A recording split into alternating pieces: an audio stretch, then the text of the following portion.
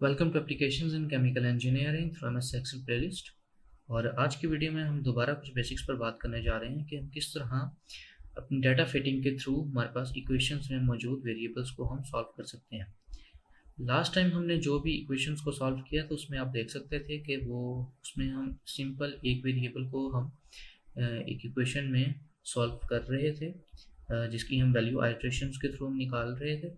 लेकिन आज जो हम इक्वेशन सॉल्व करने जा रहे हैं, जो कि आप अपने स्क्रीन पर देख सकते हैं, y is equal to a over x square plus b x plus c over x.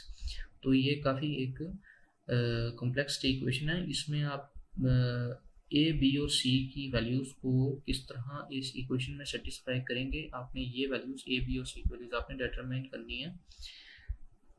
तो आप पहले देख चुके हैं कि आपके पास जो लाइक सपोज आप देख सकते हैं इधर अपने डाटा में व्हाट इफ एनालिसिस के थ्रू गोल सीक में जाकर, तो आपको इधर दिख रहा होगा कि आपने एक ऑब्जेक्टिव सेल होता है, आपने उसको किसी वैल्यू पर सेट करना है और सिर्फ एक सेल को आप चेंज कर सकते हैं और एक सेल को ही आप सेट कर सकते हैं। लेकिन आपके पास इधर ए बी और सी आपने तीन वैल्यूज डिटरमाइन करनी है, तो आपके पास इस प्रॉब्लम में आपके पास गोल सीक का मेथड यूज़ नहीं होगा। लास्ट टाइम हमने जो भी क्वेश्चन सॉल्व किए वो आपके पास जो इक्वेशंस हमारे पास इजीली सॉल्व हो सकती हैं, जिनमें एक वेरिएबल होता है, वो आपको लास्ट वीडियो में आपको बताया था कि उसमें हमारे पास linear equations, trigonometric, logarithmic, exponential और इसी तरह हमारे पास पॉलिनोमियल इक्वेशंस भी होती हैं।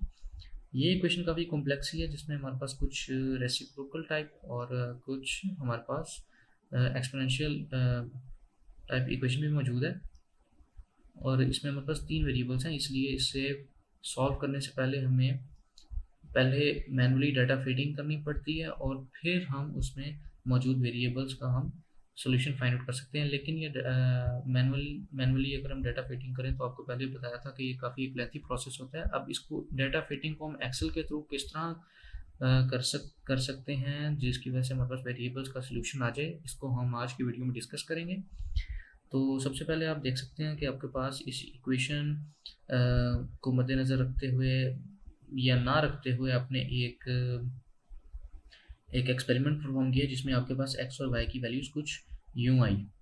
और अब आप चाह रहे हैं कि आपने जो वैल्यूज़ ली हैं वो आप देखना चाह रहे हैं कि क्या वाकई वो ठीक हैं और इस इक्वेशन को सेटिस्फाई कर रही हैं, जो इक्वेशन एक्सपेरिमेंट के लिए एक रूल है या एक सपोज कर लें कि एक लॉ है कि वो ऑपरेटर्स जिस पर आपने अपना एक्सपेरिमेंट परफॉर्म किया वो इस लॉ को, इस इक्वेशन को सेटिस्फाई करता है। तो आप ये जानना चाहें कि आपने जो एक्सपेरिमेंटल रीडिंग्स फाइंड आउट की ये वाई की वैल्यूज़, ये क्या ठीक है। तो ये देखने के लिए आपको सबसे पहले अपना मैनुअली सॉल्यूशन फाइंड करना पड़ेगा। आपने y को कैलकुलेट करना है और फिर y कैलकुलेटेड जो होगा आपने उसको y एक्सपोनेंशियल के साथ रिलेट करना है कि ये कितना आपस में रिलेट कर रहा है। क्या ये बिल्कुल 100% एक्यूरेट आपकी रीडिंग्स हैं एक्सपेरिमेंटल, या फिर आपके पास इसमें कुछ ना कुछ डिफरेंस है, जो कि मे बी आपके पास ह्यूमन एरर भी हो सकता है, रैंडम एरर भी हो सकता है, आपके पास एक्सपेरिमेंटल एरर या मशीन एरर हो सकता है, कुछ भी हो सकता है। लेकिन हम ये नहीं कह सकते कि आपके पास ये एरर जो है वो कैलकुलेशन में आया, क्योंकि हम ये तमाम वैल्यूज़ को एक्सेल पर सॉल्व कर रहे हैं और एक्सेल अगर हमने अपना फार्मूला बिल्कुल ठीक इसमें पुट किया है तो हमें बिल्कुल कोई फिक्र नहीं होनी चाहिए कि आपके पास कैलकुलेटेड वैल्यू गलत आएगी, क्योंकि कैलकुलेटेड वैल्यू कंप्यूटर आपको बिल्कुल ठीक देता है। तो इस तरह के सवाल को हल करने के लिए सबसे पहले हमें फाइंड आउट करना होगा अपना y एज्यूम्ड किस चीज़ पर, कि आपने ए बी और सी की वैल्यूज़ को पहले एज्यूम करना है कि मैंने कुछ वैल्यूज सपोज कर ली, जिस तरह आपने लास्ट वीडियोस में आइट्रेशन में बेसिक आइट्रेशन जो प्रोसीजर है उसको आपने फॉलो करते हुए करना है। तो अगर मैं यहाँ पर लिख दूँ y एज्यूम्ड, या फिर अगर मैं यहाँ से लिख दूँ y कैलकुलेटेड, और मैं अपने कैलकुलेटेड को अगर मैं सब्सक्रिप्ट में लिख दूँ जिस तरह मैंने एक्सपेरिमेंटल को लिखा है, तो ये लिखने के लिए आपको फॉर्मेट सेल्स में जाकर इसको सब्सक्रिप्ट में आपने क्लिक कर देना है। तो आप देख सकते हैं कि ये एक सब्सक्रिप्ट में कन्वर्ट हो चुका है। और अब मैं अपनी वैल्यूज़ को लेकर आना चाह रहा हूँ, लाइक ए, बी और सी। मैंने वैल्यूज सपोज कर ली, इनिशियल वैल्यूज़ 1 1 1। आप कुछ भी एज्यूम कर सकते हैं, मैंने इस वक्त 1 1 1 एज्यूम की है। और अब जो एज्यूम्ड वैल्यूज़ हैं इनकी बेस पर मैंने अपनी पहले कैलकुलेटेड वैल्यूज़ फाइंड आउट करनी है। तो मैं अपना फार्मूला इसमें फिल करूँगा। मेरा फार्मूला है हमारे पास y is equal to a over x square, a divided by x power 2 plus b x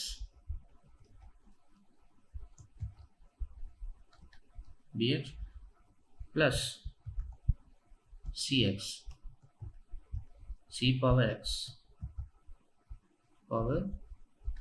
x तो आपके पास ये वैल्यू आई है।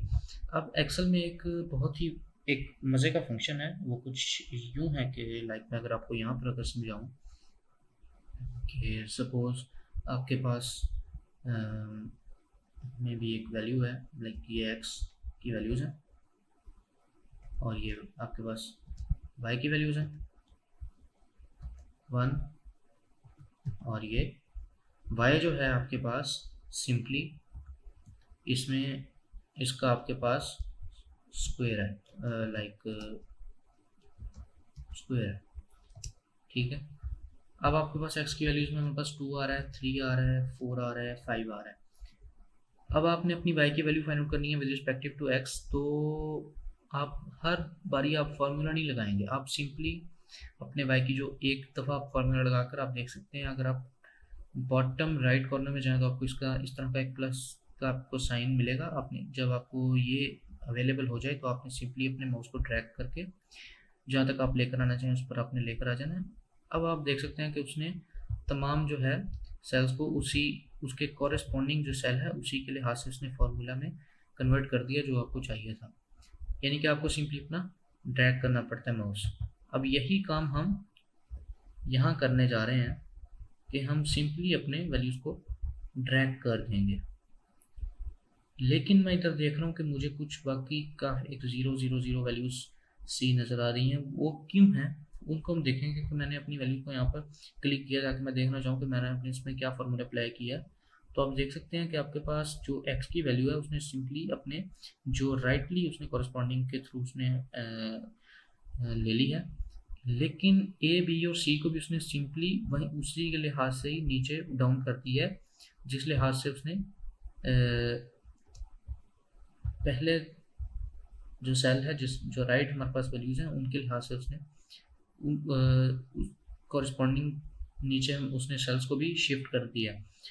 अब इस चीज़ को रोकने के लिए हमें चाहिए कि हम ए, बी और सी की वैल्यूज़ तमाम कॉलम की जो वैल्यूज़ हैं इसमें हम फ्रीज कर दें। फ्रीज करने के लिए आपको ए, बी और सी की जो वैल्यूज़ हैं उनको उनके पहले आपने डॉलर का साइन लगा देना है। ये आपके पास एक तरीका है। अभी मेरे पास जो ए, बी और सी वैल्यूज़ हैं वहाँ पर जे कॉलम है और J6 7 8 है, यानी कि J6 J7 और J8। आपने जे के पहले भी आपने डॉलर साइन लगा देना है और 6 के पहले भी आपने डॉलर साइन लगा देना है। डॉलर साइन आपके पास शिफ्ट 4 होता है आमतौर पर कीबोर्ड पर, लेकिन इस तरह करना काफ़ी अगर आपको टाइम कंज्यूमिंग या मुश्किल लगे तो आपने सिंपली शिफ्ट प्रेस करके या माउस को ड्रैग करके आपने अपनी वैल्यू को सिलेक्ट करना है, पूरी को, दोनों को, और आपने सिंपली F4 प्रेस करके अपनी वैल्यूज़ को फ्रीज कर लेना। वो ऑटोमेटिकली दोनों के आगे डॉलर का साइन लगा देगा। इस तरह J7 पर भी आपने यही करना है, F4 प्रेस कर देना है, और J8 पर भी आपने F4 को प्रेस करके आपने उसको सिंपली फ्रीज कर लेना है। अब आप देखेंगे कि अगर आप दोबारा आप ड्रैग करें तो अब आपके पास राइट वैल्यूज़ आ रही हैं। अब आप किसी भी सेल पर आप उसको डबल क्लिक करके आप देख सकते हैं कि आप उसने x की वैल्यू को राइट कर लिया और ए, बी और सी को उसने हर जगह उसी तरह रखा है जिस तरह आप चाहते थे, उसको उसने फ्रीज कर दिया। तो अब आप देख सकते हैं कि आपके पास y कैलकुलेटेड की ये वैल्यूज़ आई हैं जो कि आपके पास एक्सपेरिमेंटल वैल्यूज़ हैं उससे काफ़ी ज़्यादा डिफर कर रहा है। यानी कि ये 9.59 है और ये कैलकुलेटेड आप देख सकते हैं 4.48 है, काफ़ी डिफरेंस है। और ये डिफरेंस मेरे ख्याल में शायद बढ़ता जा रहा है जो आप अपनी x की वैल्यूज़ को या सॉरी y की वैल्यूज़ को आप बढ़ाते जा रहे हैं। तो ये बेसिकली आपके पास कैलकुलेटेड माइनस एक्सपेरिमेंटल या आपके पास एरर होगा और अगर मैं लिख दूँ कि ये आपके पास एरर है, एरर, ठीक है, और मेरे पास जो एरर है वो simply y calculator minus y experimental है। तो अब आप दोबारा इसको ड्रैग करके नीचे लेकर आ सकते हैं, तो आपके पास कुछ यूँ वैल्यूज़ आ गई हैं। जिस तरह आप देख सकते हैं कि ये एरर जो है आपके पास हर रीडिंग में आपके पास कुछ इस तरह एरर आ रहा है। ये एरर आप देख सकते हैं कि फर्स्ट टाइम आपके पास ये एरर -5 है, यानी कि नेगेटिव में, और बाद में आपके पास पॉजिटिव में होता जा रहा है। अब आपने ये बेसिकली एरर को ख़त्म करना है, चूँकि आपका बेसिकली मकसद यही है कि आपने ए, बी और सी की वैल्यूज़ को आपने फाइंड आउट करना है। तो आप सिंपली चाहें तो अपने सॉल्वर में जाएं और अपने ऑब्जेक्टिव सेल को ये रख दें, ए, बी और सी के वैल्यूज़ को आप सेलेक्ट कर लें और उसको सेट टू 0 करके आप इस सेल को आप सेट टू 0 करके ए, बी और सी को फाइंड आउट कर लें। लेकिन वो सिर्फ और सिर्फ इस रीडिंग पर आपको काउंट करके देगा, बाकी रीडिंग्स पर आपको काउंट करके नहीं देगा, क्योंकि चूंकि आप इस इक्वेशन की आप नेचर को नहीं जानते कि इक्वेशन आपके पास ना ही लीनियर है जो कि हर वैल्यूज़ पर इनपुट वैल्यू के प्रोपोर्शनली आउटपुट वैल्यू आपको दे रही है। तो आप इस तरह का बिल्कुल भी आप प्रोसीजर अप्लाई नहीं कर सकते। हाँ, अगर आपके पास ये तरीका हो कि आप सिंपली इसका सम लें और सम को अगर आप 0 पुट कर दें, तो ये हम देख सकते हैं कि शायद ये ठीक हो जाए। लेकिन आप जब यहाँ पर देख सकते हैं कि अगर मैं इसका सम लूँ, सम लेने के लिए आप इज़ इक्वल टू सम का फार्मूला अप्लाई कर सकते हैं, लेकिन आप सिंपली होम में जाएं और ये आप अपने सेल्स को सिलेक्ट करके ऑटो सम कर देंगे, तो वो उसके सेल्स के नीचे आपको सम की वैल्यू दे देगा। मैं इसको थोड़ा सा कट करके नीचे पेस्ट कर रहा हूँ ताकि आप इसको इजीली डिफ्रेंशिएट कर सकें, और इसको थोड़ा सा मैं बोल्ड भी कर रहा हूँ। अब आप अगर आप इस पर प्रेस करें तो आपको ये फार्मूला दिख रहा है, इज इक्वल टू सम, और आपने अपने सेल्स की रेशियो ली जिसको आप सम करना चाह रहे हैं। अब मैं चाहता हूँ कि मैं इस वैल्यू को सॉल्वर के थ्रू, डेटा सॉल्वर के थ्रू मैं अपने इस ऑब्जेक्टिव सेल को, दिस वन, इसको मैं सॉल्वर के थ्रू वैल्यू 0 पुट कर दूं, और अपने जो सेल की वैल्यूज़ हैं वो मैं क्या लूँ, दिस वन। और अब मैं इसको सॉल्व के ऊपर प्रेस कर दूँ। आप यहाँ पर देख रहे हैं कि उसने एरर को तो 0 पुट, सम को तो उसने 0 पुट कर दिया, लेकिन तमाम वैल्यूज़ पर एरर जो है आपके पास वो 0 नहीं आया, कुछ में माइनस हो गया, कुछ में 2 हो गए। तो ये बेसिकली कुछ यूँ इस वजह से हुआ है क्योंकि आपके पास नेगेटिव वैल्यूज़ आ चुकी हैं। आप चाह रहे थे कि ये एरर इस तरह 0 हो कि आपके पास ये तमाम वैल्यूज़ 0 हों जिनका सम आपके पास 0 आ जाए। कुछ ना कुछ डिफरेंस हो सकता है आपके पास, एक्सपेरिमेंटल वैल्यूज़ में आपके पास एरर हो सकती है, इस वजह से हो सकता है। लेकिन आप देख रहे हैं कि एरर -8 तक चला गया और यहाँ पर 2 वैल्यू तक एरर आ रहा है। सम उसका टोटली 0 है, लेकिन इंडिविजुअल वैल्यूज़ में आपके पास काफ़ी ज़्यादा डिफरेंस आ रहा है। तो आप इसलिए ये गारंटी नहीं कर सकते कि आपके पास ये तमाम वैल्यूज़ जो हैं वो आपके पास एरर फ्री हो चुकी हैं। तो इसलिए आप सिंपली एरर के सम को सॉल्वर के थ्रू अपनी वेरिएबल्स फाइंड आउट करने के लिए यूज़ नहीं कर सकते। तो हमने बेसिकली इस नेगेटिव साइन को ख़त्म करना है ताकि आपके पास तमाम वैल्यूज़ पॉजिटिव में आएँ, और उन तमाम वैल्यूज़ इस तरह पॉजिटिव में आएँ कि आपके पास उन तमाम का सम भी 0 हो, यानी कि वो 0, 0, 0 या 0 के कुछ पॉइंट्स में आपके पास उसकी वैल्यूज़ हों, ताकि आप ईज़िली अपना सोल्यूशन, जो डिज़ायरेबल सोल्यूशन है, उसको आप हासिल कर सकें।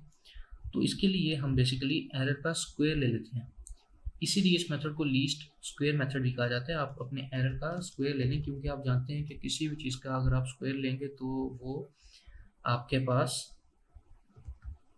पॉजिटिव हो जाएगा। नेगेटिव वैल्यू का स्क्वायर भी आपके पास पॉजिटिव होता है और पॉजिटिव वैल्यू का स्क्वायर भी आपके पास पॉजिटिव ही होता है। अब अगर मैं अगर स्क्वायर लूँ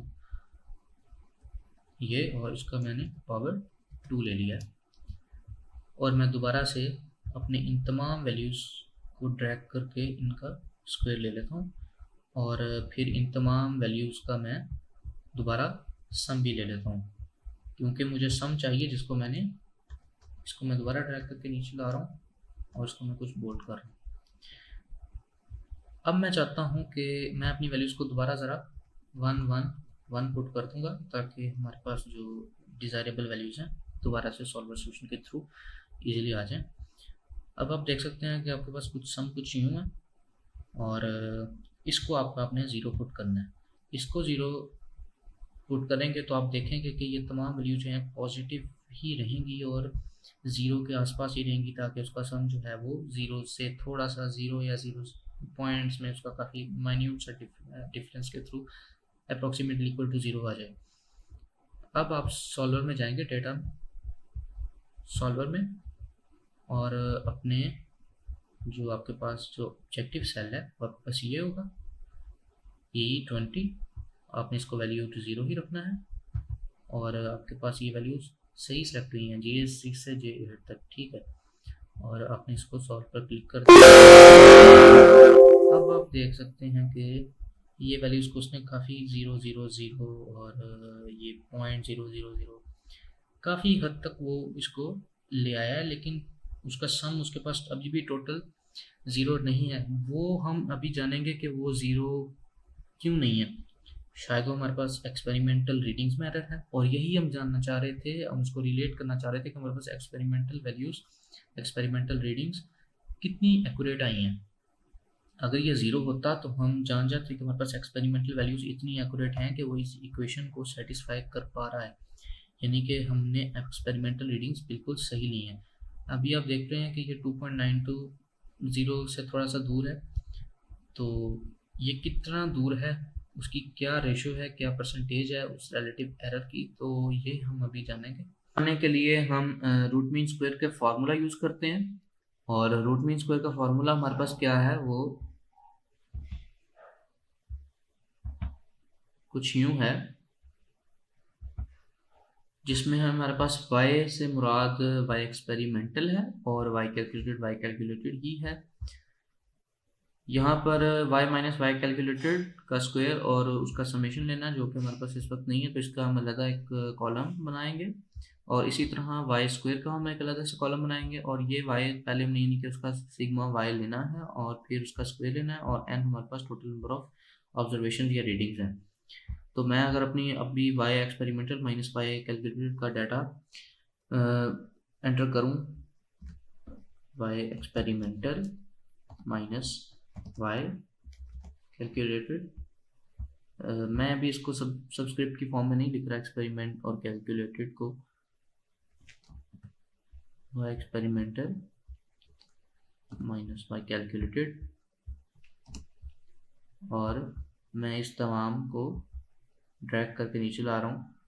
अभी आप देख सकते हैं कि इसका स्क्वायर भी है, तो मैं अगर अलग कॉलम बनाने की बजाय इसी के साथ ही इसका स्क्वायर भी ले लूँ, लेकिन मैं सिर्फ इसको भी रीनेम कर रहा हूँ स्क्वायर, और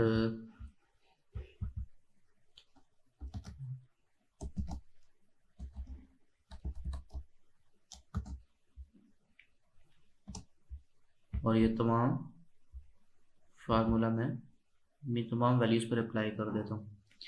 अब मैं इसका समेशन चाहता हूँ, समेशन दोबारा होम और ऑटो सम करके 2.9299 हमारे पास इसका आंसर आया। इसको मैं बोल्ड करके थोड़ा सा ड्रैग करके नीचे ला रहा हूँ।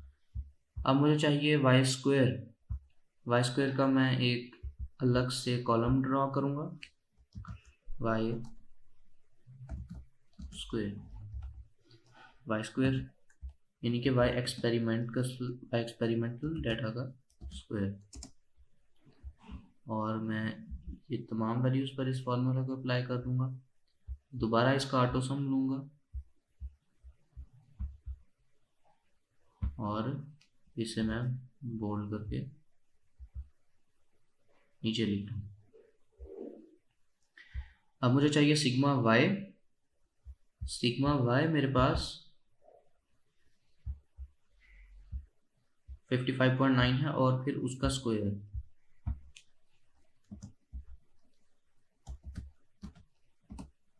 ऑलराइट। एन मेरे पास नंबर ऑफ ऑब्जर्वेशन या नंबर ऑफ रीडिंग्स है, तो एन को हम मैनुअली भी काउंट कर सकते हैं, लेकिन अगर आपके पास ज़्यादा रीडिंग्स हैं तो आप मैनुअली इस तरह काउंट करें कि 1 2 3 4 5 सो ऑन, आप जितनी भी आपके पास वैल्यूज हैं, ये करने से बेहतर है कि आप अपना टाइम बचाएं और सिंपली एक एक्सेल का फॉर्मूला यूज़ करें जो कि n is equal to count, bracket में अपनी तमाम वैल्यूज़ को एंटर कर दें और एंटर प्रेस करें तो आपको वैल्यू दे देगा जो कि 13 है हमारे पास इस वक्त। मेरे पास अब तमाम वैल्यूज़ आ चुकी हैं। अब मैं अपना रिलेटिव जो रूट मीन स्क्वायर है वो मैं फाइंड करना चाहता हूँ।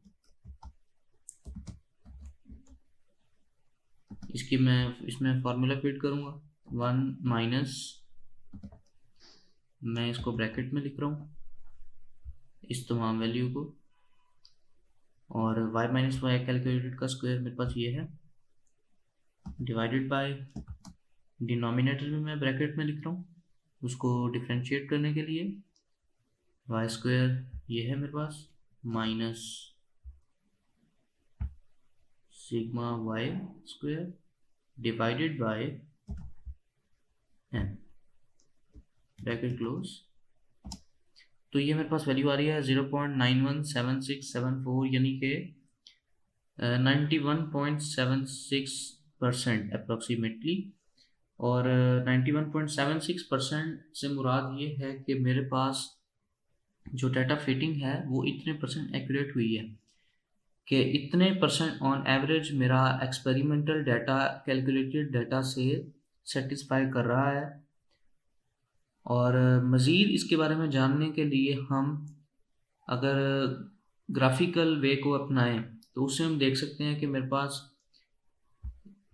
किस पॉइंट पर किस एक्स की वैल्यू पर मेरे पास एक्सपेरिमेंटल वैल्यू जो है वो ज़्यादा डिफ़र कर गई है कैलकुलेटेड वैल्यू से, क्योंकि ये ऑन एवरेज वैल्यू है, ये हमारे पास एवरेज वैल्यू बता रही है तमाम रीडिंग्स की कि आपके पास टोटली इतना एक्यूरेट आपके पास आपकी जो डाटा फिटिंग है वो यही है। लेकिन अगर आप किसी ख़ास पॉइंट पर आप फाइंड करना चाहते हैं तो उसके लिए बेहतर है कि आप ग्राफ ड्रॉ कर लें, ना कि आप हर डिफरेंट वैल्यू को आप जाकर उस पर रूट मीन स्क्वायर की वैल्यू फाइंड आउट करें। तो आप सिंपली अगर ग्राफ प्लॉट करें, ग्राफ प्लॉट करने के लिए अगर आपको नहीं पता तो आप मेरी प्रीवियस वीडियो देख सकते हैं। और मैं इसमें दोबारा उसी तरह अप्लाई करने जा रहा हूँ। मैं इंसर्ट में स्कैटर ऑप्शन में जाकर मैं अगर अपना ये वाला ग्राफ चूज़ कर रहा हूँ और इसमें मैं अपनी वैल्यूज़ जो हैं वो ऐड करूँगा, सिलेक्ट डाटा, इसमें मैं अपना लिख देता हूँ डेटा कर्व्स और इसमें मैं अपनी एंट्रीज को ऐड करूँगा। मेरे पास सीरीज नेम होगा एक्सपेरिमेंटल डाटा कर्व,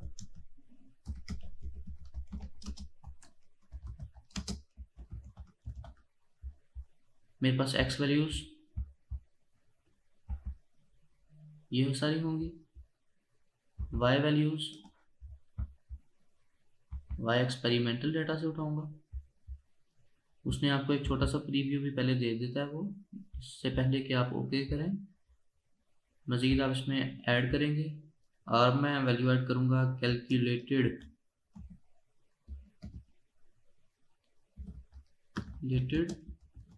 कर्व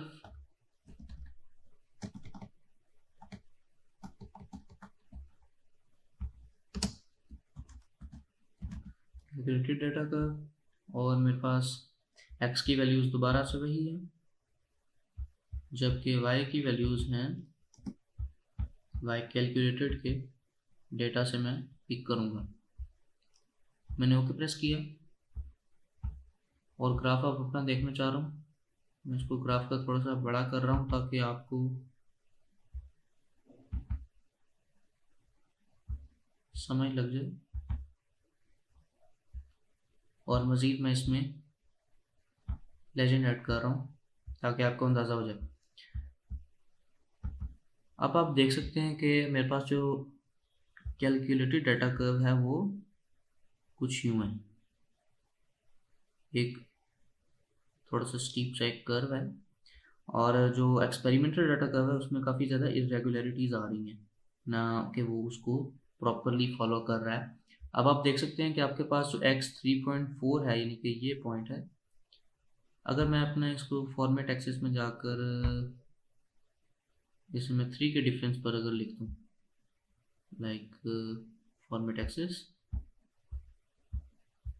और मैं अपना मेजर यूनिट्स को 3 बना रहा हूँ। अब आप देख सकते हैं कि 3 के डिफरेंस आ चुका है। ये वैल्यूज़ आपस में काफ़ी ज़्यादा इतना ज़्यादा डिफर नहीं कर रही, काफ़ी ज़्यादा क्लोज हैं। लेकिन आपके पास जो सेकंड वैल्यू है यानी कि x इज इक्वल टू 7.1 पर आपके पास जो वैल्यू आ रही है उस पर y एक्सपेरिमेंटल 5.29 है और y कैलकुलेटेड 3.81 है, जो कि बहुत ज़्यादा डिफरेंस आपको कर्व से दिख रहा है relative to all these values. यहाँ पर फिर थोड़ा सा करीब हैं, मज़ीद करीब, ये भी, इनको भी हम तकरीबन सही कह सकते हैं। ये बहुत ज़्यादा करीब हैं और ये बिल्कुल एक्यूरेटली इसमें आया है, जिस तरह 4.62 और 4.60 काफ़ी ज़्यादा आपस में क्लोज आ चुके हैं। यहाँ इस पॉइंट्स पर आकर आपके यहाँ यानी कि इन पॉइंट्स पर इस तरफ आपकी एक्सपेरिमेंट जो 2 है, रीडिंग नंबर 2 है x 7.1, उस पर आपकी y एक्सपेरिमेंटल ठीक कैलकुलेट नहीं हुई, क्योंकि हमारे पास कैलकुलेटेड जो है वो बिल्कुल एक्यूरेट आई है, एक्सेल ने हमें बिल्कुल एक्यूरेट दी है। यानी कि इस तरह आप अंदाज़ा लगा सकते हैं कि आपने एक्सपेरिमेंट में कौन सी रीडिंग पर, कौन सी स्टेज पर आपसे नेग्लिजेंस हुई है, आपसे गलती हुई है, कि वो आपने रीडिंग बिल्कुल जो कैलकुलेटेड है, यानी कि जो मशीन जिस एपरेटस जो है वो जिस रूल को फॉलो कर रहा है, जिस इक्वेशन को फॉलो कर रहा है, वो वहाँ पर सेटिस्फाई नहीं हो पा रही। तो इस तरह आप अंदाज़ा लगा सकते हैं कि आपके पास जो एरर है वो कौन सी रीडिंग में है, ताकि आप जब दोबारा एक्सपेरिमेंट परफॉर्म करें तो आप सिर्फ उसी रीडिंग पर परफॉर्म करें, ना कि आपको दोबारा टोटली रीडिंग्स दोबारा से लेनी पड़े, ताकि आप दोबारा से इस तमाम डेटा फिटिंग के प्रोसेस को गुजार सकें और अपने एक्सपेरिमेंट का रिजल्ट फाइंड आउट कर सकें। तो आप सिंपली दोबारा सेकंड पॉइंट पर आप अपनी दोबारा रीडिंग ले लें और जहाँ जहाँ आप देख रहे हैं कि काफ़ी ज़्यादा डिफरेंस है, उधर आप दोबारा अपनी वैल्यू देख सकते हैं। एक नए सिरे से आप एक्सपेरिमेंट परफॉर्म करने से बेहतर है कि आप सिर्फ उसी रीडिंग पर ही आप दोबारा परफॉर्म कर लें, अपनी जो वैल्यूज़ हैं उनको आप हासिल कर लें। तो उम्मीद करता हूँ कि अभी तक आपको ये वीडियो काफ़ी पसंद आई होगी, और इस वीडियो से अगर आपको कोई फ़ायदा हुआ तो आप प्लीज़ इस चैनल को सब्सक्राइब करना मत भूलिएगा और वीडियोस को लाइक करें ज़्यादा से ज़्यादा। मज़ीद आपसे बात होगी नेक्स्ट वीडियोस में, और तब तक के लिए अपना ख्याल रखिएगा। अल्लाह हाफ़िज़।